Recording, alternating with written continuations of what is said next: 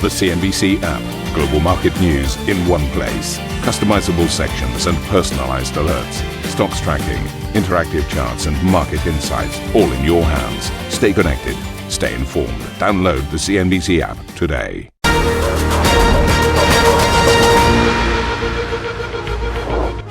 Very warm welcome to Squawk Box. I'm Steve Sedgwick with Karen Cho and Arabile Gamede, and these are your headlines. The S&P posting its worst week since 2023 after a mixed job report sees traders reprice their Fed cut predictions, whilst the ECB is seen slashing rates another 25 basis points this week. Geert Wilders tells CNBC in an exclusive interview that Europe is a monster as his Dutch far-right party tries to navigate its future relationship with the EU. My problems is that you see in all the European nations, parties like mine winning the elections. At the same time, you see that Mrs. von der Leyen is re-elected and the policies in the European Union, European Commission really don't change. Soft landing jitters ripple through Asian equities as Chinese consumer inflation comes in weaker than expected. More than 100,000 people across France take to the street to protest against the appointment of centre-right Prime Minister Michel Barnier, while Paris asked the EU for more time to confirm its debt plans. And Apple gets set to unveil its newest iPhone as the Cupertino giant bets on AI to drive demand and fight competition from China, with Huawei also planning its own launch later today.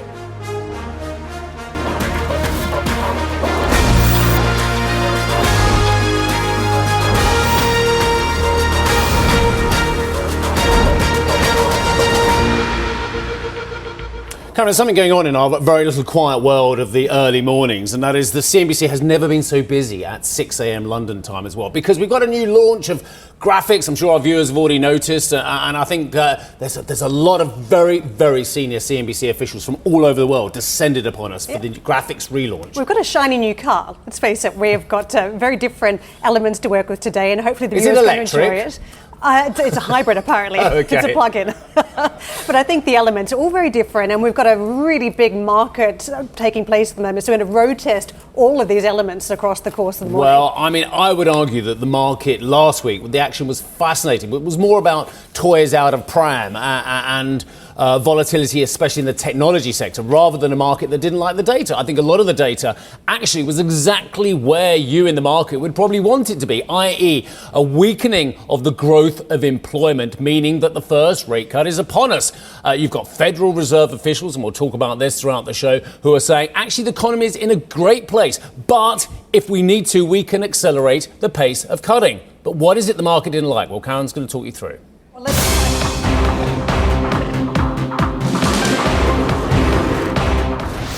A big move stateside is what we saw, and you can see the close for the US markets. We were down 1% on the Dow, and despite some rotation that's taken place in recent days and weeks, even the Dow in reverse. But of course, as you can see, stepped up selling thanks to the technology basket of stocks unwinding last week, and that impacted the Nasdaq and fell for the S&P 500 as well. Those major boards down 2.5% on the Nasdaq, down 1.7% on the S&P 500. But let me just put that into context for you. This was the worst trading week that we've had since March last year. So investors again seeing stepped up volatility for the likes of the Nasdaq. We're now down to the tune of roughly 10% since the highs from July. So we've got a correction taking place in terms of technology as a basket. It was down to the tune of 7% last week, and semiconductors down about 11%. So there's been a real retreat as investors have taken stock of the economy amid expectations that we may not have the soft landing in the bag.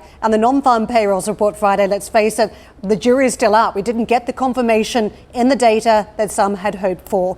The Asian market's picking up on this session. It is in the red too, and the Nasdaq has been one of the more sensitive markets across Asia. It's been in reverse. There are questions now, given the corporate profitability and the retreat we saw to the tune of last week, down about 5+%, whether some of the selling may be done, but you could still see down close to 1%.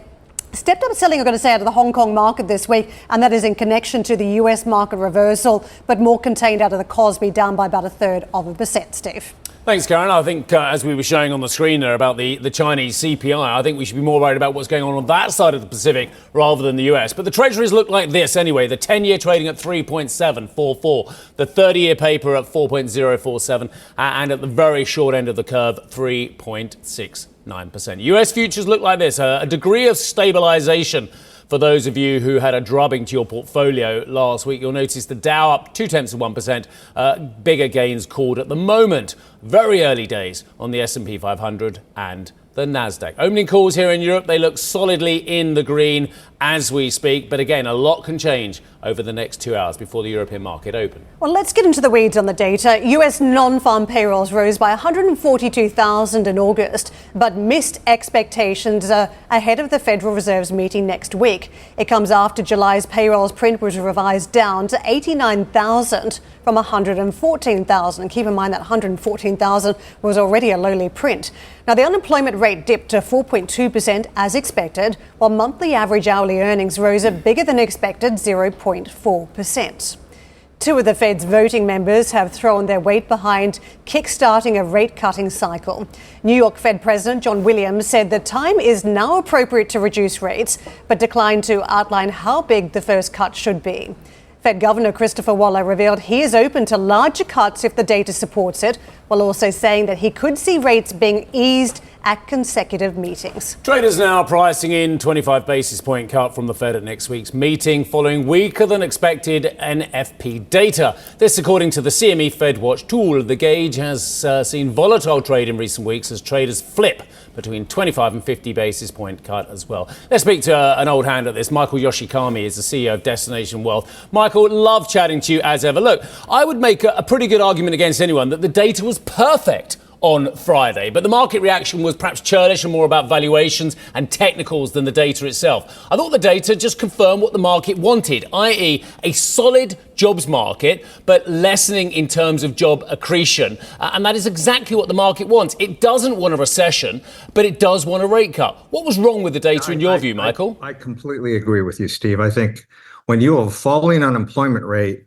but you have wages going up, that's the recipe for a soft landing. So I think it's more just selling based on massive profits that have occurred over the course of the last month or two, because the numbers that came out, and in fact, the numbers that came out actually then prompted Federal Reserve officials to even become more aggressive in their comments about increasing the size of the cut that they plan on making in interest rates. So I think the numbers were great, and I don't think investors should read too much into last week. That was just an off week, I think. I beg to differ with both of you slightly, because I don't think it was the data that came out. It's the revisions, isn't it? If you look at the numbers that we had from prior months, they're all being revised lower, and that's the problem. The data may have looked okay Friday, but we don't know if the 142,000 is actually the number. Is it sub 100,000 on the job print? Yeah, you never know, because they go back and revise the numbers in the market at this point. You know, Karen, with markets as high as they are, they're very emotion driven. And if you have numbers, that's one reaction. Then you have revision of numbers, that's another reaction. Then you have the comment of the Federal Reserve on the numbers and on the revised numbers. That swirl of emotion that is what causes the volatility that investors are enduring right now. Michael, I feel you're our counsellor and our therapist, and we're using you to argue between ourselves, because I disagree with Karen on that one. I think that was even better for the market, because what it got the language which then you talked about there from the Fed members saying, look, things are okay, but we can move quicker if we need to. And it was the so-called dovish cut or hawkish cut that everyone focuses on. I think now it's almost nailed on a dovish cut in terms of language, not only from the likes of Waller and Williams and others, but also, of course, from Jay Powell. Yeah, you know, well, our thesis was 0.75%. Then we went to 0.5%, but we're back to 0.75%. I would not be surprised in September. I would not be surprised if they jumped all the way to 50 basis points. And if they did that, that would be considered, on one hand, a very positive sign that the Federal Reserve is willing to do what they need to do to support jobs growth. Of course, some will be concerned that the Fed knows something that nobody else knows. But I think the Fed at this point is ready to get out ahead of this. And so I think 75 basis points is probably the likely outcome over the course of the next 3 to 4 months. Michael, just to the point around rate cuts and what we're shaping up for, I was looking at an ING report over the weekend and they were saying, look, they have a low conviction call too for 50 basis points. And that's a problem because how do we think about it? Is it because inflation has retreated or is it because the lead indicators are so negative now that the Fed is looking at? And that would be a problem, wouldn't it, for some market participants that have been concerned about the slowdown in the States? Yeah, I think the 50 basis points is the speculation is all about that the leading indicators are showing that there's a sort of recessionary ball coming down the road that we have to try to avoid. So I think that that's really the greatest concern that investors have. It's kind of the whole soft landing versus shallow recession sort of argument. But again, Karen, if you look at the numbers, I mean, you still have an unemployment rate that's still very, very low on a historic basis. You still have interest rates that are very low on a historic basis. Company earnings have been pretty good so far. And the Fed is sitting here saying, well, if anything gets in our way in terms of a soft landing, we're going to take action. I don't know. That seems fairly positive to me. Michael, let's turn back to a point you've raised, and it is beware the dot-com trap again. But this is stunningly different. You know this better than I do as well. Most of that money, which has led the S&P 500 and the NASDAQ composite lower, is concentrated on some titanic stocks.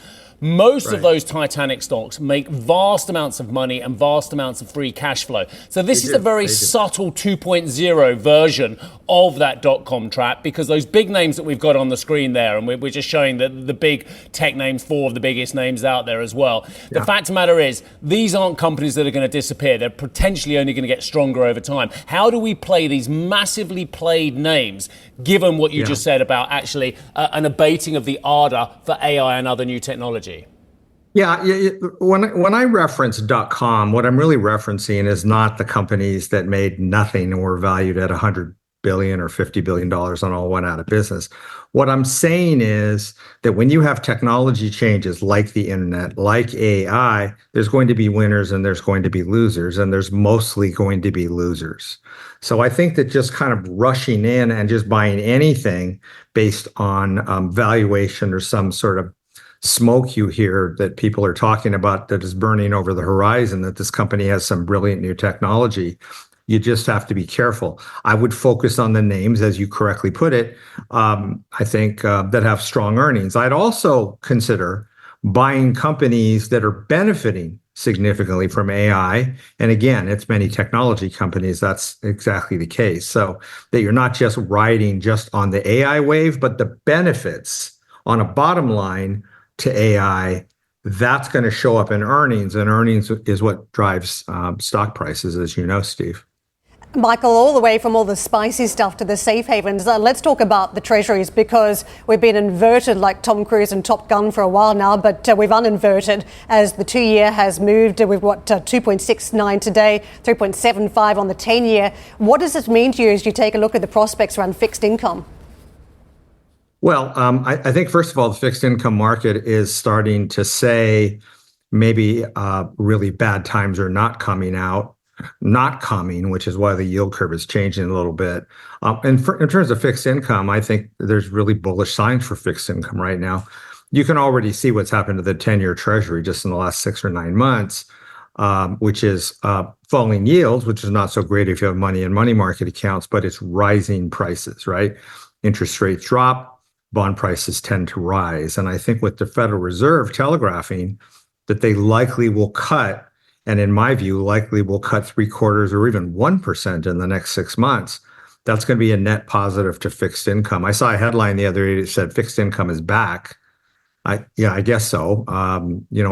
Fixed income is not just about yield; it's about capital preservation as well. But I do think you're going to see a return to fixed income as actually being something appealing to investors. Michael, always a pleasure, but especially a pleasure today because you've helped Karen and I in our therapy session. Although I have just noticed that we can't necessarily afford you. New York therapy is around $350 an hour. Well, that's I'll send you my bill, Steve, with your special discount.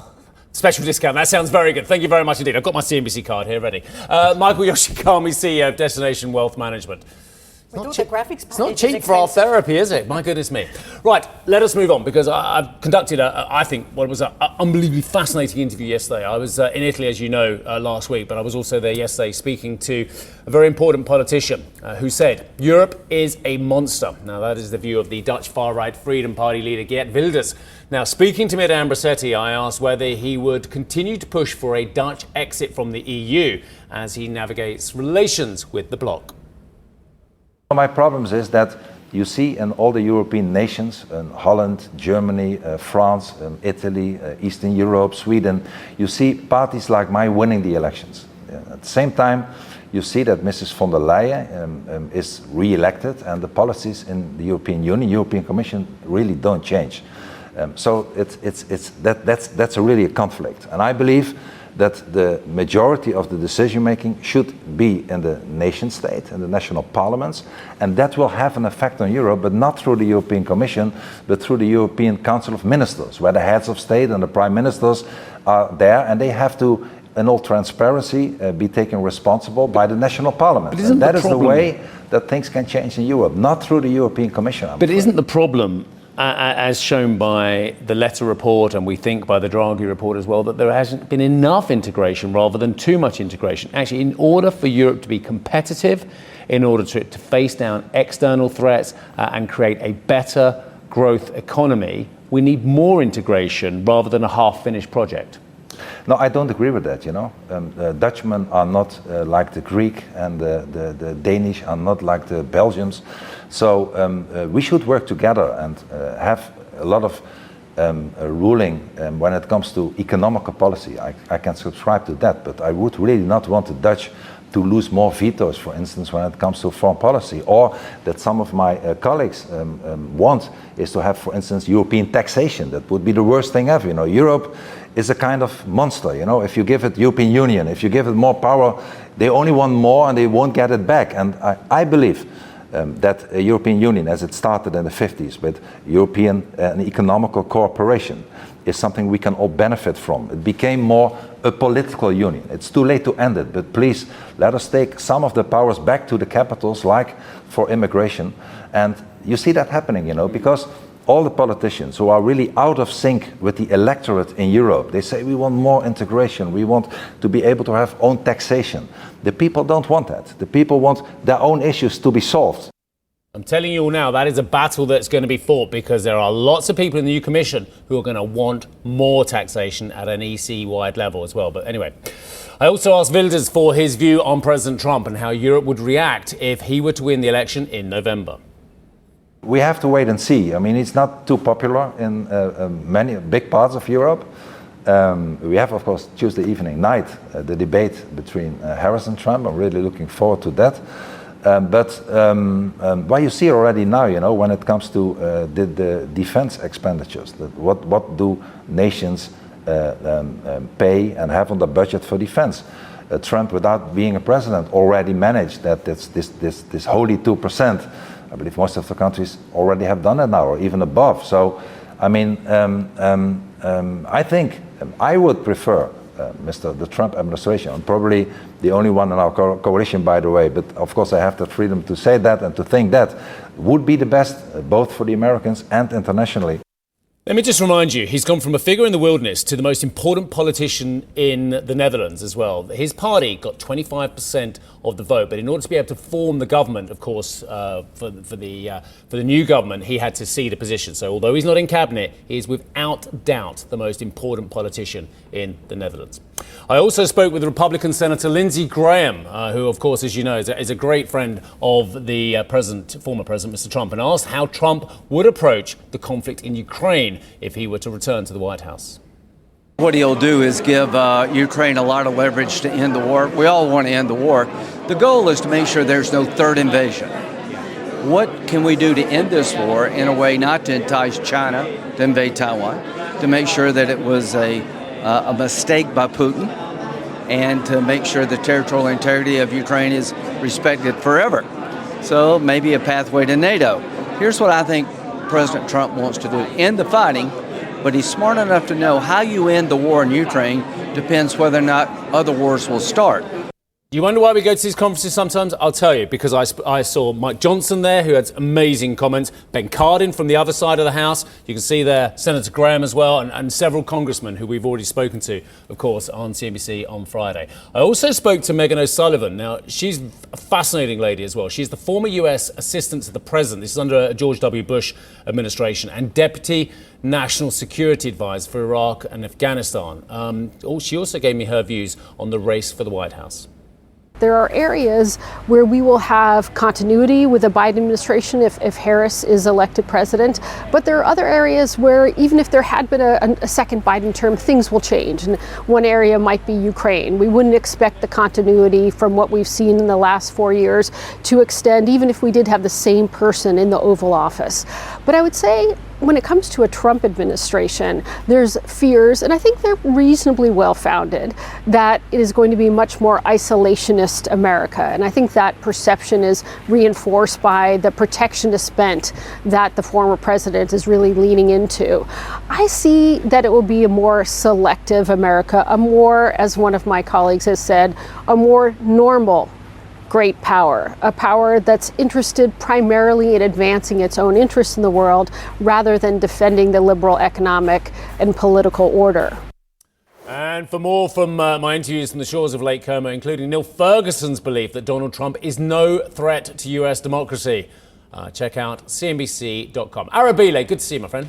Yeah, good to see you too, Steve. Well, coming up on the show, new French Prime Minister Michel Barnier promises a tougher stance on immigration as thousands take to the streets then in protest. We'll bring you the latest on that. Plus, the AI-powered iPhone is set to go on sale today. We'll talk tech later on then in the show. And Chinese CPI, well, that's fallen short of estimates. We'll discuss with Qian Wang, the chief economist for Asia Pacific at Vanguard. Stay tuned.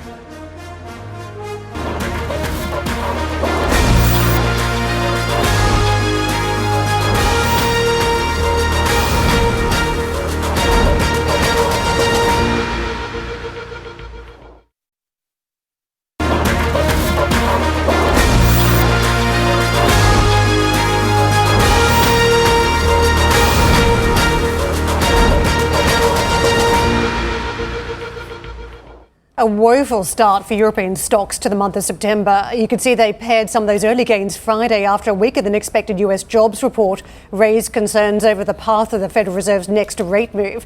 The Stock 600 closing out the week 2.5% lower. Its biggest weekly loss since the early August sell-off, with technology and mining stocks leading the declines. Did I mention I was at Ambrosetti over the weekend? I don't know if I did I? The EU's foreign policy chief, Josep Borrell, told me that the new EU Commission is still going to face difficulties agreeing on some major issues facing the bloc, such as support for Ukraine. Now, speaking to me at Ambrosetti, he outlined the challenges. We'll move on because that bite's not quite ready, but it is fascinating, his commentary about the lack of unanimity. And the problem is the lack of qualified majority voting as well. So we'll bring you that sound a little bit later on. The French Finance Ministry has asked the European Commission to extend a deadline to submit its debt reduction plan beyond September 20th. This as the newly appointed Prime Minister Michel Barnier works to form a new government and submit a draft budget for 2025.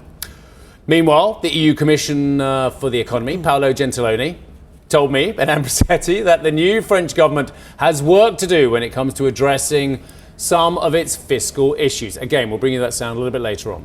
Well, thousands of people took to the streets in France over the weekend to protest against the appointment of new French Prime Minister Michel Barnier. Well, Charlotte joins us with more. Charlotte, there was so much happening over the weekend.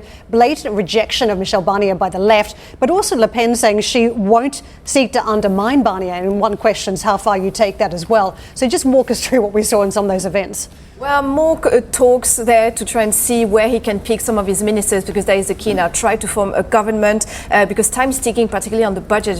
You were saying just in the introduction there, the draft budget has to be presented by September 15th, and the debate in the National Assembly will be October 1st. So all this is at stake. Just on Friday night, actually, Michel Barnier gave his very first TV interview, try to give the main lines of what he wants to do as a prime minister. And look, he said that he wants to reach to all sides, including to the left.